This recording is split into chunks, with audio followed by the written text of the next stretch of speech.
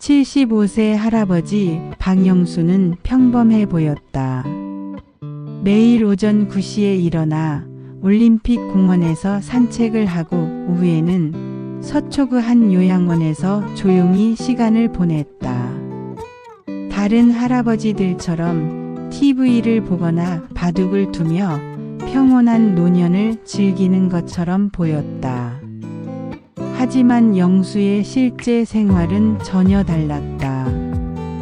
그는 6명의 여성과 동시에 황혼 로맨스를 즐기고 있었다.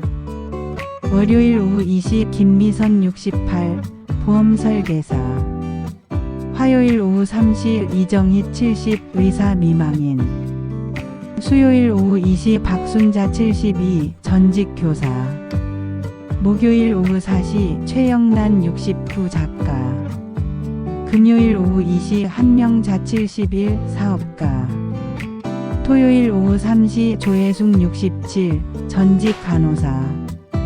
각각 다른 카페에서 다른 페르소나로 만났다.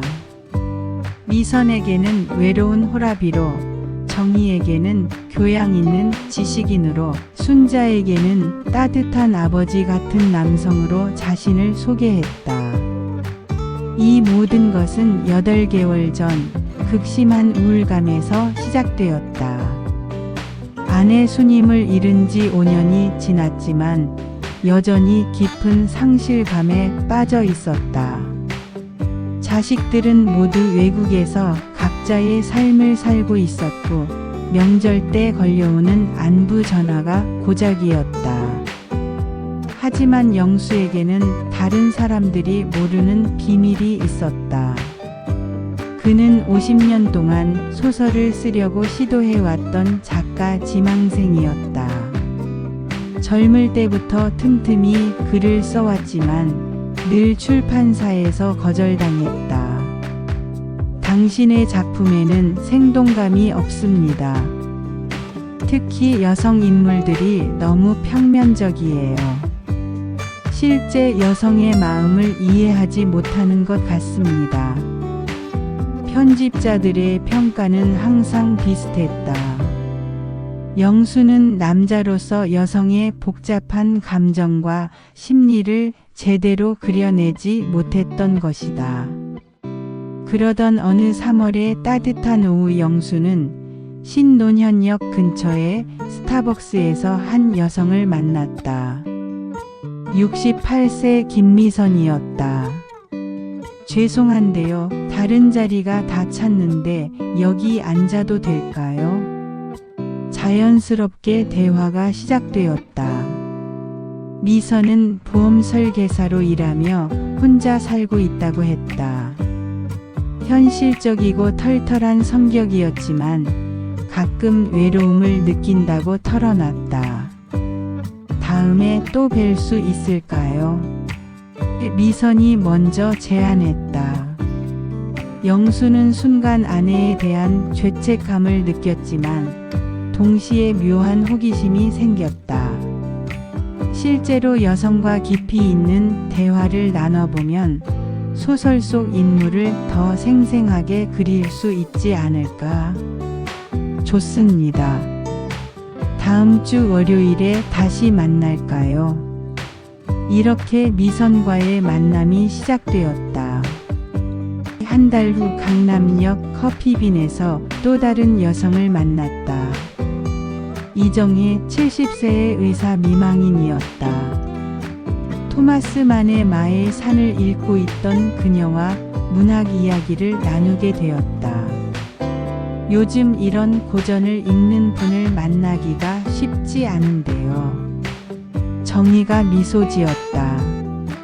정희는 미선과는 완전히 다른 타입이었다. 교양이 깊고 우아했으며 지적인 대화를 갈망했다. 의사인 남편과 40년을 살았지만 정작 깊이 있는 대화를 나누지 못했다고 아쉬워했다. 다음에도 이렇게 책 이야기를 할 수 있을까요? 영수는 또 다시 같은 선택을 했다. 화요일 오후에 만나시죠. 이런 식으로 한 명씩 늘어났다. 압구정에서는 전직 교사 박순자를, 청담동에서는 수필가 최영란을, 역삼동에서는 사업가 한명자를, 선릉에서는 전직 간호사 조혜숙을 만났다. 각 여성마다 영수는 완전히 다른 모습을 보여줬다. 미선에게는 현실적이고 서민적인 호라비로, 정희에게는 교양 있는 지식인으로, 순자에게는 따뜻한 아버지 같은 남자로, 영란에게는 감성적이고 낭만적인 남자로, 명자에게는 경제적 식견이 있는 동등한 파트너로, 해숙에게는 돌봄이 필요한 다정한 남자로. 영수는 각 여성과의 대화 내용을 자세히 기록해 두었다. 실수로 다른 여성의 이야기를 꺼내는 일이 없도록 조심했다. 영수 씨는 정말 특별해요. 미선이 커피를 마시며 말했다. 이렇게 마음이 맞는 분을 만나게 될 줄은 꿈에도 몰랐어요. 저도 마찬가지예요, 미선 씨. 영수가 다정하게 대답했다. 다음 날 정희와의 만남에서도 비슷한 대화가 반복되었다. 영수 씨와 이야기하면 시간 가는 줄 몰라요. 의사였던 남편보다도 더 깊이 있는 대화를 나눌 수 있어요. 영수는 각 여성의 특성을 완벽하게 파악하고 있었다. 미선에게는 보험업계 이야기를, 정희에게는 의학 상식을, 순자에게는 교육 철학을, 영란에게는 문학 작품을, 명자에게는 사업 경험담을, 해숙에게는 건강관리법을 이야기했다. 모든 여성들이 영수를 자신만의 특별한 남자라고 생각했다. 그들은 각자 영수와의 관계를 소중히 여겼고 심지어 결혼을 꿈꾸기도 했다. 영수 씨, 우리 함께 여행이라도 가볼까요? 영란이 제안했다. 좋은 생각이에요. 하지만 제가 요즘 건강이 좀... 영수가 교묘하게 빠져나갔다. 하지만 이런 복잡한 관계를 유지하는 것은 쉽지 않았다. 어느 날 위험한 순간이 찾아왔다. 카페에서 미선과 만나고 있는데 우연히 정희가 같은 카페에 들어온 것이다. 어머, 영수 씨? 정희가 놀라며 다가왔다. 영수는 순간 당황했지만 재빠르게 상황을 모면했다. 아, 정희 씨. 이분은 제 조카딸 미선이에요. 아, 그러셨구나. 정희가 미선에게 인사했다. 미선은 영문을 모르겠다는 표정이었지만 영수의 눈빛을 보고 상황을 이해했다. 네, 안녕하세요. 삼촌이 항상 정희 이모님 이야기를 해주셨어요. 위기는 넘겼지만 영수는 점점 이런 상황이 부담스러워졌다. 6개월이 지나면서 각 여성들이 관계의 진전을 원했고 영수에 대해 더 많이 알고 싶어 했다. 그러던 10월 어느 날 결정적인 사건이 발생했다. 서초구청에서 주최한 어르신 건강문화제에 6명의 여성이 모두 참석하게 된 것이었다. 어머, 미선 언니. 정희가 행사장에서 놀라며 소리쳤다. 정희야, 내가 왜 여기에? 미선도 깜짝 놀랐다. 곧 6명의 여성이 한자리에 모였다. 서로 인사를 나누며 반가워했다. 그런데 대화를 나누다가 이상한 공통점을 발견했다. 혹시 영수라는 분 아세요? 미선이 조심스럽게 물었다. 박영수 씨요? 정희가 놀랐다. 설마 우리 모두 같은 영수 씨를 아는 건 아니겠죠? 영란이 의심스러워했다. 하지만 곧 충격적인 진실이 드러났다. 6명 모두 같은 박영수와 연애하고 있었던 것이다. 이럴 수가. 해숙이 분노했다. 우리가 다 속은 거였어? 명자가 어이없어 했다. 6명의 여성은 즉시 영수를 찾아갔다. 요양원 로비에서 TV를 보고 있던 영수는 6명의 여성이 일제히 나타나자 얼굴이 새파랗게 질렸다. 영수 씨, 설명해 보세요. 미선이 다그쳤다. 우리를 어떻게 생각하는 거예요? 정희도 화가 났다. 영수는 한동안 말을 못했다. 그러다가 깊은 한숨을 내쉬며 입을 열었다. 죄송합니다. 하지만 저에게는 이유가 있었어요. 무슨 이유요? 저는 작가입니다. 영수가 조용히 말했다. 정확히는 작가 지망생이었죠. 6명의 여성이 어리둥절해했다. 50년 동안 소설을 쓰려고 했지만 늘 실패했어요. 특히 로맨스 소설은 더더욱 쓸 수 없었죠. 남자인 제가 여성의 마음을 어떻게 알겠어요? 영수가 계속 설명했다. 그래서 실험을 해보기로 했어요. 다양한 여성분들과 실제로 만나보고 그분들의 마음을 이해해보려고 했던 거예요. 그래서 우리를 실험 대상으로 삼았다는 거예요. 순자가 분노했다. 아니에요. 처음엔 그렇게 시작했지만 정말로 여러분을 좋아하게 되었어요. 각각 다른 매력이 있으시거든요. 영수가 간절하게 말했다. 미선 씨는 현실적이면서도 따뜻하고 정희 씨는 지적이면서도 우아해요. 순자 씨는 포용력이 있고 영란 씨는 감성적이에요. 명자 씨는 당당하고 해숙 씨는 세심해요. 6명의 여성은 서로를 바라보았다. 분노했지만 한편으로는 영수의 진심이 느껴졌다. 그럼 소설은 완성하셨어요? 영란이 물었다. 네, 완성했어요. 영수가 두꺼운 원고를 꺼냈다. 여러분과의 만남이 모두 소설이 되었어요.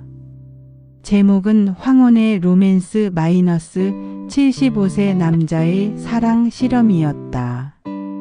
이 소설이 출간되면 인쇄를 여러분께 나누어 드릴게요. 그리고 정말로 죄송합니다. 6명의 여성은 한동안 조용했다. 그러다가 영란이 먼저 웃음을 터뜨렸다. 정말 기가 막힌 할아버지네요. 하지만 소설은 재미있을 것 같아요. 정희도 웃었다. 그래도 우리를 속인 건 용서 안 해요. 미선이 말했지만 그녀도 웃고 있었다. 여성들은 돌아가면서 소설을 읽어봤다. 각 여성의 개성과 매력이 생생하게 그려져 있었다. 영수가 진심으로 그들을 관찰하고 이해하려고 했던 흔적이 보였다. 솔직히 글은 잘 쓰신 것 같아요. 영란이 인정했다. 한 개월 후 영수의 소설이 출간되었다. 75세 할아버지의 솔직한 황혼 로맨스라는 부제가 붙었다. 책은 출간 1주 만에 베스트셀러 1위에 올랐다. 독자들은 진솔하고 유머러스한 노년 로맨스에 열광했다. 영수 씨 덕분에 우리도 유명해졌네요. 해숙이 웃으며 말했다. 그래도 다시는 이런 짓 하면 안 돼요. 명자가 못을 박았다. 네, 약속드려요. 영수가 고개를 숙였다.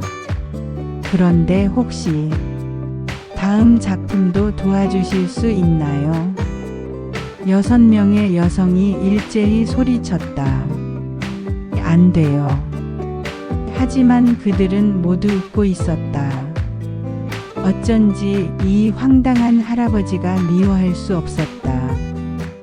며칠 후 영수와 6명의 여성은 함께 방송에 출연했다.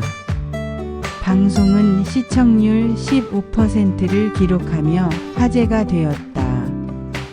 그 후 영수는 진정한 작가가 되었고 6명의 여성은 그의 평생 친구가 되었다. 매주 한 번씩 모두 함께 모이는 정기 모임도 만들었다. 영수야, 그래도 우리가 내 인생에 도움이 되었으니 다행이다. 순자가 따뜻하게 말했다. 정말 고마워요, 여러분. 여러분 덕분에 사람의 마음을 이해하게 되었어요. 그리고 사랑에는 여러 가지 형태가 있다는 걸 알게 되었어요. 맞아요. 영란이 동의했다. 처음엔 로맨틱한 사랑을 찾고 있었는데 지금은 이런 우정이 더 소중하게 느껴져요. 그래, 때로는 사랑보다 우정이 더 오래가는 법이니까. 해숙이 지혜롭게 말했다. 그들은 모두 웃었다. 어쩐지 이 황당한 할아버지가 미워할 수 없었다. 그날 저녁 영수는 아내 수님의 사진 앞에 앉았다. 여보, 이제야 알겠어요. 사랑이 뭔지. 앞으로는 당신에 대한 추억을 소중히 간직하면서 동시에 새로운 인연들도 소중히 여기며 살아갈게요. 사진 속의 수님은 여전히 따뜻한 미소를 지고 있었다. 75세에 시작된 영수의 작가 인생은 이제 막 첫걸음을 뗀 것이었다. 그리고 그 곁에는 6명의 든든한 친구들이 있었다. 인생은 참으로 예측할 수 없고 75세에도 새로운 시작이 가능하다는 것을 보여준 특별한 이야기였다.